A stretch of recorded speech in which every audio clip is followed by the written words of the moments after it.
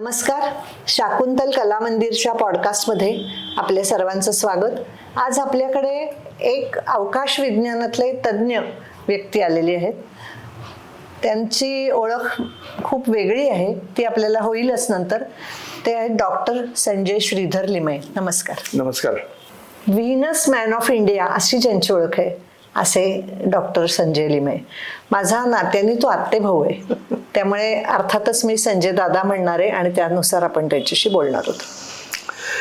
ते Venus man ते म्हणजे तुला मागचा इतिहास सांगतो की मी बऱ्याच वर्षांपूर्वी 15-1 वर्षापासून इस्रोला बंगलोरला त्यांच्या मुख्य कार्यालयात जात असे इतर बाबतीत बोलायला. कारण मी जिथे काम करतो तिथे या मोसम हवामानाबद्दल बरंच संशोधन होतं आणि हे जे सॅटेलाइट्स वगैरे आहेत ते माझ्याच प्राध्यापकांनीच सुरुवात केली होती त्याला. तर त्यामुळे मोसम खातं आणखीन आमच्याकडे बरेच संबंध होते. मग शेवटी इस्रोशी संबंध आला, कारण ते इस्रो सॅटेलाइट बनवतात मौसम खात्या करता, म्हणजे मौसम खाते त्यांचे कस्टमर, आणखीन ते त्यांना सॅटेलाइट बनवून सोडायचे, आणखीन कसे वापरायचे वगैरे ते सगळं हे होतं काम चालू असायचं. तर त्या कामाने मी इस्रोमध्ये जात असेल तेव्हा प्रोफेसर राव UR राव, पूर्वीचे इस्रोचे चेअरमन, मी त्यांचा विद्यार्थी एका अर्थाने. 68-69 साली मी त्यांच्याकडे उन्हाळ्यात एका समर स्टुडंट म्हणून होतो, कारण तेव्हा मला national science talent search scholarship मिळाली होती आणि त्या स्कॉलरशिपमध्ये दर महिन्याला आम्हाला महिन्याभर कुठेतरी दुसरीकडे जावं लागत, असं म्हणजे जाता येत होतं. तर तेव्हापासून रावांची ओळख होती माझी. आणखीन नंतर मग पुढे बरीच ओळख ठेवली होती. आणखीन इस्रोनी ती चंद्राकडे मिशन धाडली. मग कळून आला की ते इतर ग्रहांकडे किंवा धूमकेतू, लहान लहान ॲस्ट्रॉइड्स कडेही जाणार आहेत.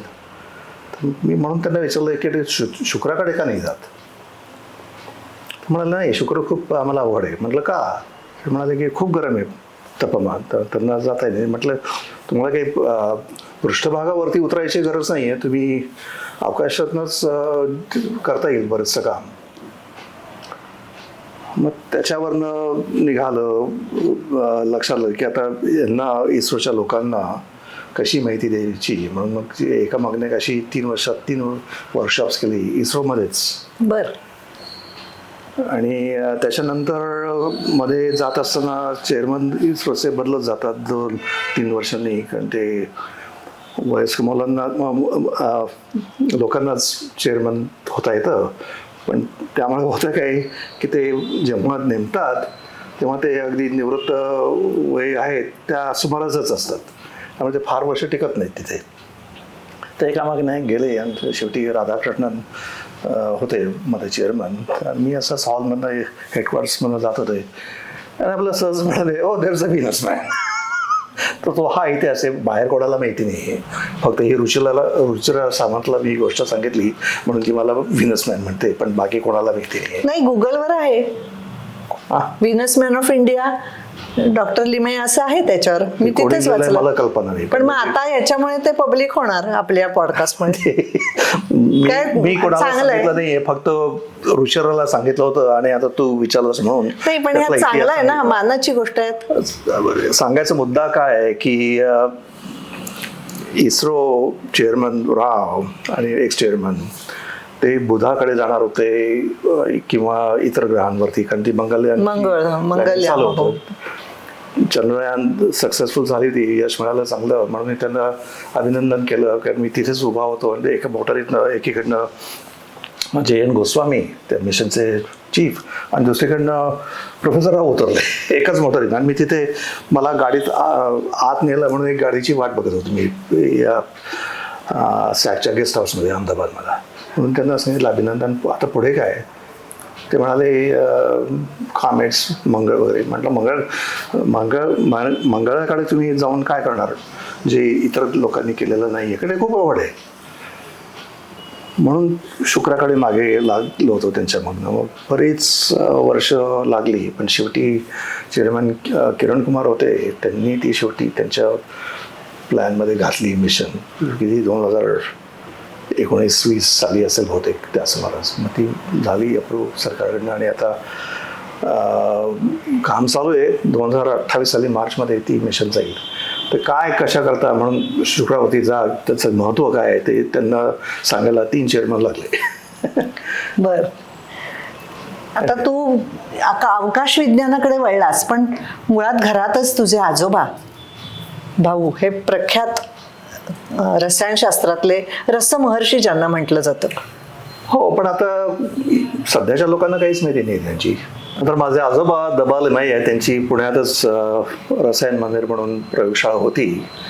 ती पुढे नंतर बंद करावी लागली. ते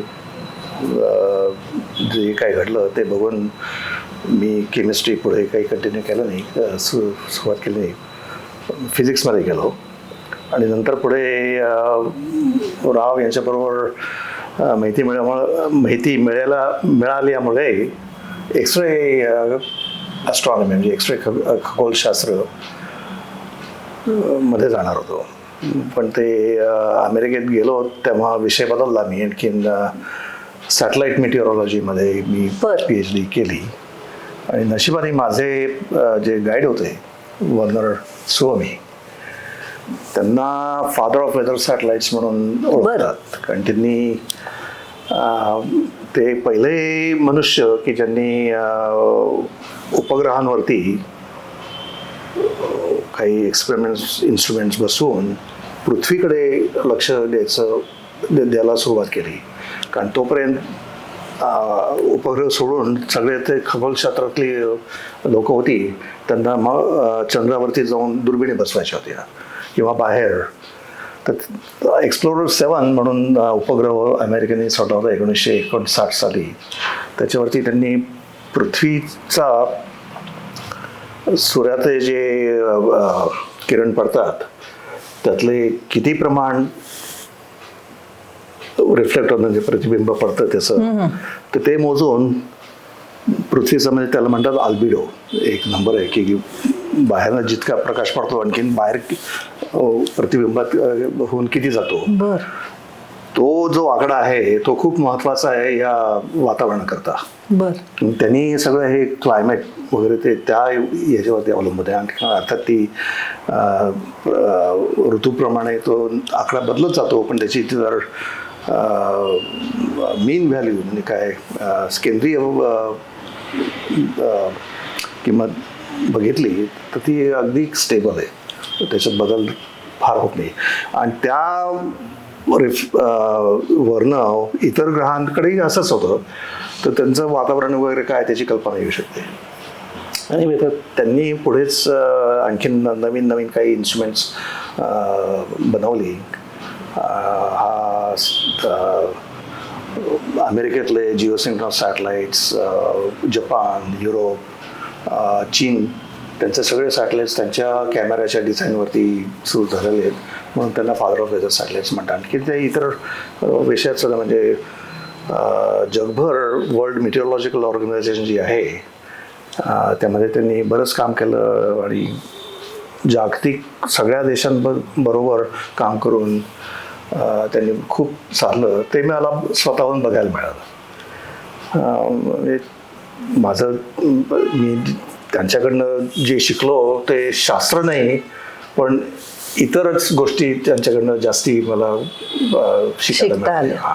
जे माझ्या आजोबांना करता नाही आलं तर ते माझे आजोबा आणखीन लिमाई आणखीन सुमित या दोघात त्यामानाने खूपच साम्य होते की एक काही प्रश्न आहे पण त्याच्या मागे मुद्दा काय आहे ते कळायला त्या दोघांना खूप यश मिळालं. म्हणजे ती डोकं चालवून आणखीन मग त्याचे काय उपाय करता येईल ते करता आले. ते मी स्वतःहून बघितलेलं आहे. असं झालं. भाऊंचं काम बघितलं होतंस तू? आम्ही अगदी लहान होतो, लहान होतोस. त्यामुळे फक्त त्यांच्याकडनं आर्थिक पेरू कसा खायचा तेच शिकलो. कारण पेरूची झाडं होती, मी झाडांकडून पेरू काढायचो. मग ते तिकडे त्यांनी बाहेरच एक मिठाचा लहानसा डबा, आणखीन एक तिखट आणि थोडी साखर, ते तिथले तिथे जमा करून पेरू खायचो. पण ती त्यांची रसशाळा होती, त्यामुळे ॲसिड वगैरे होती. मग ते ॲसिडवरनं एका पिपेटमधनं ॲसिड काढून मातीत टाकलं की काय होतं, असे प्रकार आमचे चालायचे. लहान असत होतं, करायचा 6-7 वर्षांना. देत होते एक करायला. चुंबक घेऊन मातीत फिरवलं की आपलं त्या चुंबकाला काहीतरी लोखंडाचे कण चिकटतात, असे प्रयोग चालू होते. मग नंतर काका मुकुंदा इथेच पुण्यातच राहतो, त्यांनी स्वतःहून फोटोग्राफिक पेपर तयार केला होता घरी. बापरे. त्याच्याकडनं फोटो वगैरे कसे काढायचे, डेव्हलप कसे करायचे ते शिकलो होतो घरीच.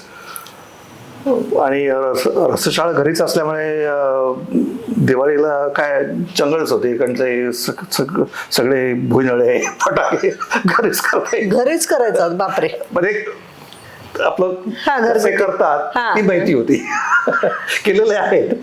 मुकुंदाने एकदा एक असं बरंच एक असं लहानसं रॉकेट केलं होतं, हे दारू भरून. पण ते सोडायला कशी सोडायची, कुठे जाईल काही कल्पना होती तेव्हा. म्हणून मग शेवटी ते लावायला अशी बरीच मोठी वायर आणली. मग किती जवळ 20-30 बॅटरीज अशा लावू आणि ते इग्निशन मध्ये ते केलं.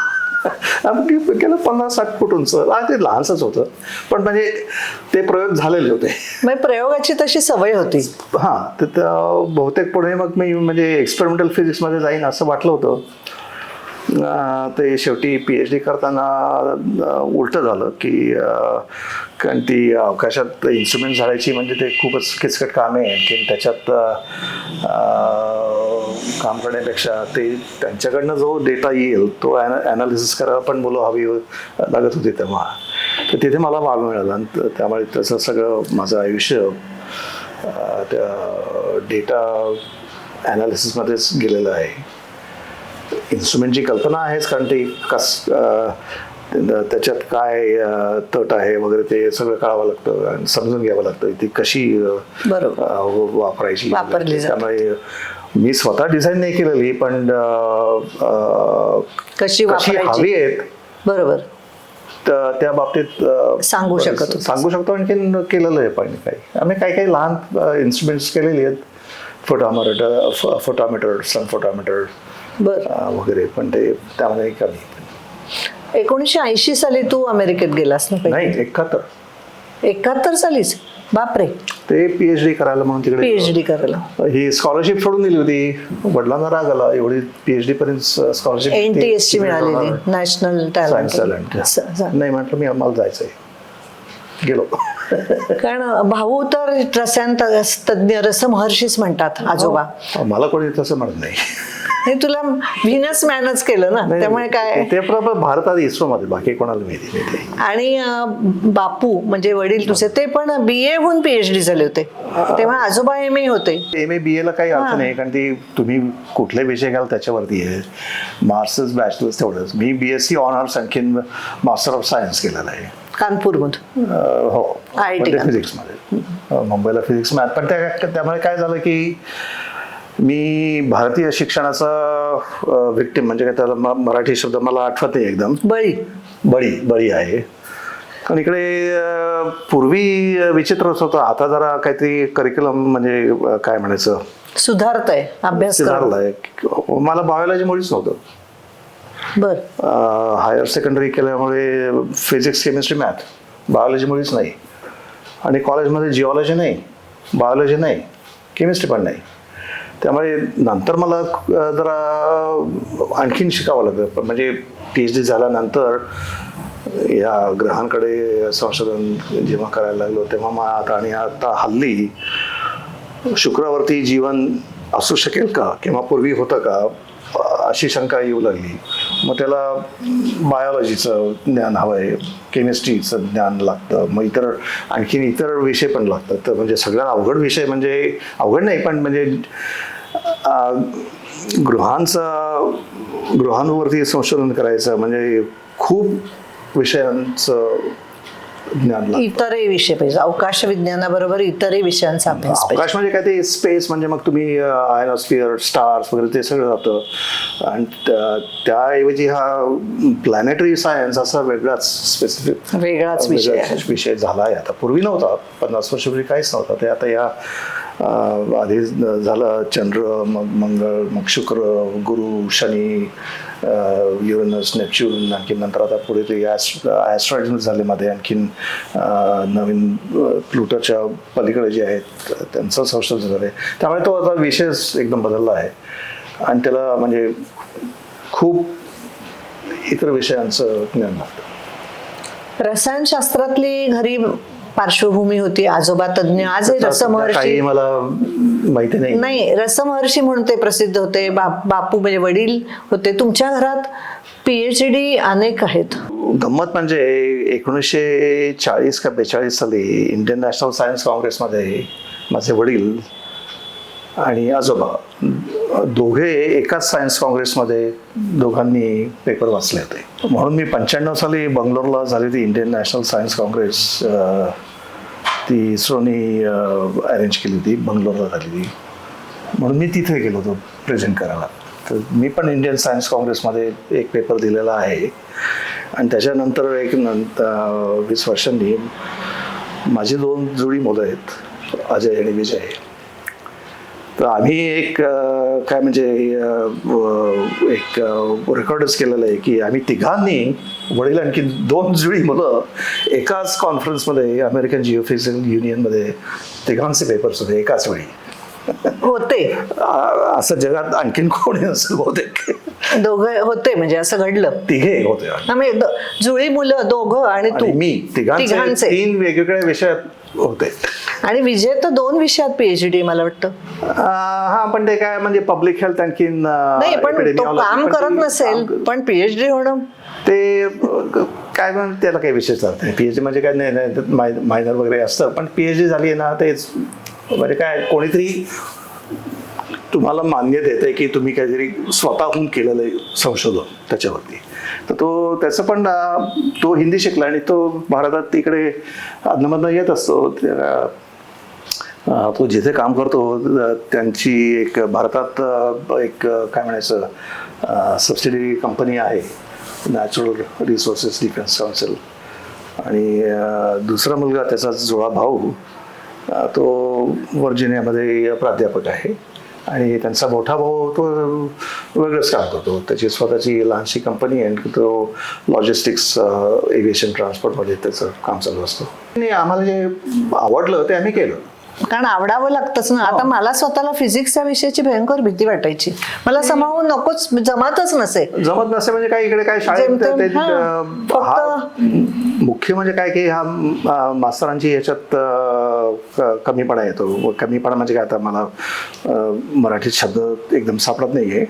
ठीक आहे, नाही पण शिक्षकही चांगले असले तर कदाचित गोडी लागते. प्रयोग करून बघितलं की काय हो होतं, ना. ती कुत्सुकता अगदी लहान बाळापासून असते. पुस्तकी शिकवतात आपल्याला. इकडे फक्त सगळे हे पाठ करा, आणखीन ते पोपटासारखं तुम्ही म्हणा, आणखीन जर बरोबर सांगितलं तर तुम्हाला 100% मार्क मिळतील. पण त्याच्यात कळलं काय, तुम्हाला समजलं काय? खरंय, अगदी खरं. त्याच्यावरती पण ते काय ते तसं शिकवायला गेलं तर त्याच्यात वेळ खूप लागतो. आणि आता विषय एवढा वाढला आहे की त्या शाळेच्या मर्यादित वेळात एवढं शिकवता येत नाही, असं मोठा प्रश्न झालाय. त्यामुळे काहीतरी काढून टाकायलाच पाहिजे ना. आता मी काही आई वडिलांची, आजोबांची शाळेतली पुस्तकं बघितली, तेव्हा जे काय शिकलंय ते गणित किंवा हे संगीत ते आम्हाला पुढे होतं. पण सध्या जे विषय शिकावे लागत आहेत ते तेव्हा पूर्वी नव्हते. त्याला काही इलाज नाही. त्याला इलाज एकच आहे की लाईफ लॉंग लर्निंग तेवढंच आणि कायम काही ना काहीतरी शिकत राहायचं. नवीन शिकत राहायला पाहिजे. आता ती मुळात शिकायची आवडच हल्ली निदान भारतात तरी खूप लोकांची किंवा तरुण मंडळीची कमी झाली आहे. नाही, कमी झाली असं नाही वाटत मला. इकडे काय रोजचं जीवन खूप कठीण झालंय. खरंय. हे साधं रस्त्यातनं चालायला जायचं म्हणजे जीव हातात घेऊनच जावं लागतं.